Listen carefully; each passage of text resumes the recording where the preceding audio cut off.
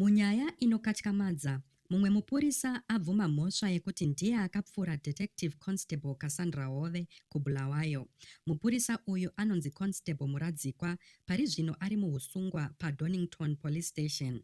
Sekutaura kuri kuita mapurisa, Muradzikwa akabvuma kuti akapara mhosva iyi uye akatotaura kuti haadi kumiririrwa nemutemo, haana nidhi yeloya. Apinda mudare mukoti kekutanga nhasi mangwanani, asi makey details ezvenyaya iyi haasati anyatsojeka.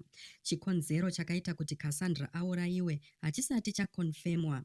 Mamwe mashoko anoti Cassandra naMuradzikwa vanogona kunge vaidanana zvekuti zvinhu zvakabva zvanyanya kuipa kusvika pakuzopfurana Nepfuti. Nekudaro, ma-authorities have not officially linked the shooting to a relationship dispute, leaving many unanswered questions about what led to the brutal act. Apo ongororo iri kuenderera mberi, veruzhinji vakamirira mamwe mashoko pamusoro pezvakaitika pakati paDetective Cassandra Hove naConstable Muradzikwa, whether this was a crime of passion, a professional dispute, or something else entirely. The case has gripped the nation. The trial is expected to reveal more about the shocking circumstances surrounding the tragic murder.